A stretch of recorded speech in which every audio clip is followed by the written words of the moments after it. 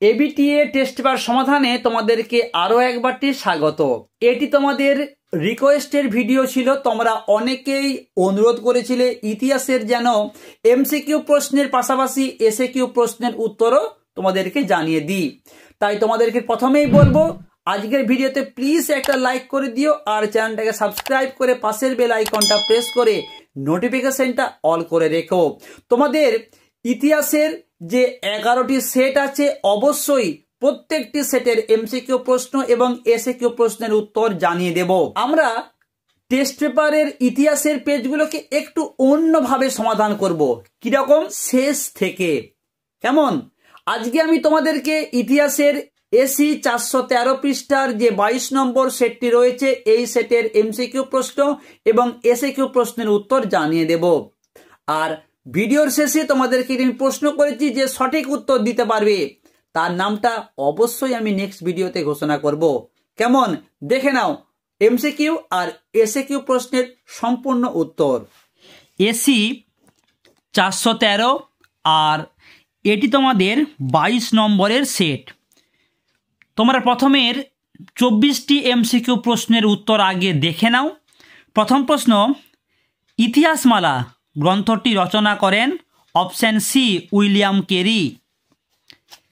ইতিহাস হলো বিজ্ঞানের বেশিও নয় কমও নয়, এটি কার উক্তি?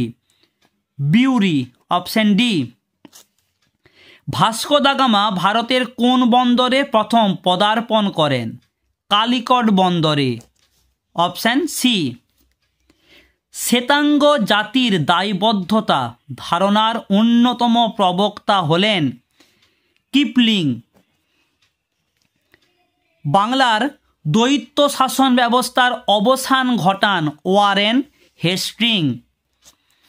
নেক্সট, কমিটি অফ পাবলিক ইনস্ট্রাকশনের সভাপতি ছিলেন মেকলে, অপশন এ। নানকিংয়ের চুক্তি স্বাক্ষরিত হয়েছিল 1842 খ্রিস্টাব্দে, অপশন সি। স্বদেশের প্রতি কবিতাটি রচনা করেন ডিরোজিও, বি। পরের প্রশ্ন, কলকাতা বিশ্ববিদ্যালয়ের প্রথম উপাচার্য ছিলেন sir James William Colvin, option D. ভারতের কমিউনিস্ট পার্টি গঠন হয় 1925 খ্রিস্টাব্দে, সঠিক উত্তর অপশন সি। চলে আসবো ডান দিক বাঁ দিক। মরলে মিন্টো সংস্কার আইন, মন্টেগু চেমসফোর্ড সংস্কার আইন, এটা হবে 1919। লখনৌ চুক্তি, এই প্রশ্নের সঠিক উত্তরটি হবে 1916। আর মিরাট ষড়যন্ত্র মামলা আমরা বলবো 1929। এই প্রশ্নের সঠিক উত্তর হবে অপশন ডি। একেরটা হবে ডি, দুইয়েরটা হবে এ, 3 নম্বরটা হবে সি আর 4 নম্বর হবে বি। ওকে, নেক্সট প্রশ্ন দেখো, সাম্প্রদায়িক বাটোয়ারা নীতি ঘোষণা করেন Ramsay McDonald, option A. Gandhiji কোন আইনকে উকিল নেহি, দলিল নেহি, আপিল নেহি বলে উল্লেখ করেছেন? এই প্রশ্নের সঠিক উত্তরটি হবে অপশন ডি, 1919 খ্রিস্টাব্দে রাউলাট আইনকে। পরের প্রশ্ন, 1947 খ্রিস্টাব্দে সীমানা কমিশনের প্রধান ছিলেন র্যাডক্লিফ, অপশন ডি। পরের প্রশ্ন, র্যাডক্লিফ ডেমোক্রেটিক পার্টি গঠন করেন এম.এন. রায়, অপশন সি মানবেন্দ্রনাথ রায়। পরের প্রশ্ন, ইন্ডিয়া উইংস ফ্রিডম এর রচয়িতা মৌলানা আবুল কালাম আজাদ, অপশন ডি। কিউবায় ক্ষেপণাস্ত্র ঘাঁটি নির্মাণ করেছিলেন সোভিয়েত ইউনিয়ন, অপশন বি। পরের প্রশ্ন, দিয়েন বিয়েন ফু যুদ্ধ হয়েছিল 1954 খ্রিস্টাব্দে। পরের প্রশ্ন, আরব লীগের অধীন ছিল না ইসরায়েল, অপশন ডি। চলে আসবো পরে ডান দিক বাঁ দিক স্তম্ভতে। জেনারেল নাসের, এইটা হবে বি মিশর। Ho Chi Minh Vietnam. ফিদেল কাস্ত্রো, এটি হবে কিউবা। আর মার্শাল টিটো যুগোস্লোভিয়া। আর বিকল্প সময়ে সঠিক উত্তরটি হবে তোমাদের অপশন সি, অর্থাৎ একেরটা হবে বি, দুইয়েরটা হবে ডি, 3 নম্বরেরটা হবে এ, আর 4 নম্বরেরটা হবে সি। পরের প্রশ্ন, নিয়মিত গণতন্ত্র ধারণাটি কোন ব্যক্তির সাথে সম্পর্কিত? সুকর্ণ। অপশন সি, বাংলাদেশের আইনসভার নাম হলো জাতীয় সংসদ। অপশন সি, সার্ক এর সদর দপ্তর, গুরুত্বপূর্ণ প্রশ্ন, কাঠমান্ডুতে অবস্থিত। ভারতের পারমাণবিক শক্তি কমিশনের প্রথম চেয়ারম্যান হোমিও জাহাঙ্গীর ভাবা। এরপরে চলে আসবো অতি সংক্ষিপ্ত প্রশ্নতে। প্রথম প্রশ্ন তোমাদের কি আছে? মুক্তদার নীতি এর প্রবক্তা কে ছিলেন? মুক্তদার নীতির প্রবক্তা জন হে। জন হে। পরের প্রশ্ন, আফ্রিকায় আবরণ উন্মোচনে ইউরোপে কোন রাজার ভূমিকা ছিল? উত্তর হবে দ্বিতীয় লিওপোল্ডের। 3 নম্বর প্রশ্ন, on the origin of species গ্রন্থটির লেখক কে? উত্তর হবে চার্লস ডারউইন। Charles Darwin. অথবা দিয়ে প্রশ্ন, ফিনান্স ক্যাপিটাল গ্রন্থটি কার লেখা? উত্তর হবে হিলফার্ডিং। পরের প্রশ্ন, কোড অফ কর্নেলিয়াস বা কর্নেলিয়াস কোড কি? উত্তর, লর্ড কর্নওয়ালিস শাসন ব্যবস্থাকে সুদৃঢ় করার জন্য একগুচ্ছ আইন জারি করেন, যা কর্নওয়ালিস কোড নামে খ্যাত বা পরিচিত। পরের প্রশ্ন কি আছে? কে কবে Bengal chemical and pharmaceutical works প্রতিষ্ঠা করেন? বেঙ্গল কেমিক্যাল মানে আচার্য প্রফুল্লচন্দ্র রায়, আর সালটা হবে 1901 খ্রিস্টাব্দে। পরের প্রশ্ন কি আছে? নূতন বিশ্ব কাকে বলে? উত্তর ও দক্ষিণ আমেরিকাকে সাধারণত নূতন বিশ্ব বলা হয়। পরের প্রশ্ন দেখো কি আছে? কাকে বাংলা সাহিত্যের জনক বলা হয়? ঈশ্বরচন্দ্র বিদ্যাসাগরকে। নেক্সট প্রশ্ন, শ্রীরামপুর ত্রয়ী কাদের বলা হয়? ভীষণ গুরুত্বপূর্ণ প্রশ্ন। উইলিয়াম কেরি, জোশুয়া মার্শম্যান এবং উইলিয়াম ওয়ার্ডসকে একত্রে শ্রীরামপুর ত্রয়ী বলা হয়। নেক্সট প্রশ্ন, 3 আইন কি? 1872 খ্রিস্টাব্দে ব্রিটিশ সরকার আইন করে বাল্য বিবাহ, বহু বিবাহ প্রথাকে নিষিদ্ধ করেন এবং অসহবর্ণ বিবাহকে বৈধ বলে ঘোষণা করেন। এই বিবাহ সংক্রান্ত এই 3টি বিষয়কে একত্রে যে আইন তৈরি হয় তাকেই 3 আইন বলা হয়। ওর সঙ্গে প্রশ্ন আছে, এটি কবে পাস হয়? উত্তর হবে 1872। পরের প্রশ্ন, দেবেন্দ্রনাথ ঠাকুর কাকে ব্রহ্মানন্দ উপাধি দিয়েছিলেন? উত্তর হবে কেশবচন্দ্র সেনকে। পরের প্রশ্ন, কুওমিন্টাং দলের প্রতিষ্ঠাতা কে? সানিয়াত সেন।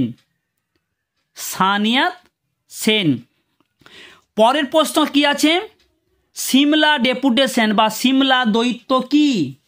উত্তর, আগা খাঁ এর নেতৃত্বে 1906 সালের 1 অক্টোবর 35 জন অভিজাত মুসলমান সিমলায় বড়লাট লর্ড মিন্টোর সঙ্গে দেখা করেন এবং মুসলিমদের স্বার্থরক্ষার দাবি সংবলিত একটি স্মারকলিপি তাকে দেওয়া হয়, যা সিমলা দ্বৈত নামে পরিচিত।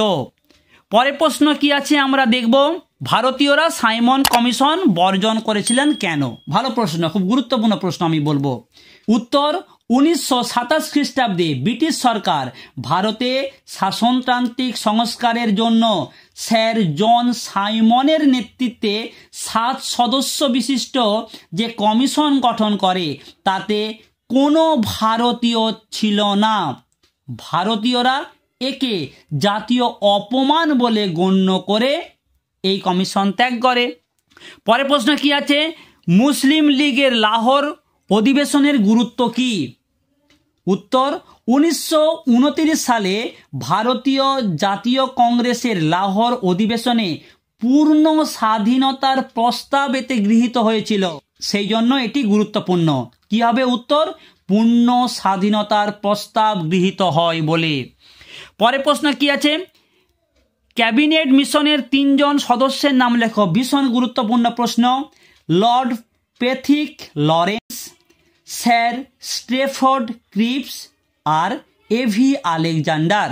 গ্রেট ক্যালকাটা কলিং বলতে কি বোঝায়? উত্তর বলবে যে 1946 সালের 16 কলকাতায় যে হিন্দু মুসলিম সাম্প্রদায়িক দাঙ্গা হয়েছিল তাকেই দ্য গ্রেট ক্যালকাটা কলিং বলা হয়।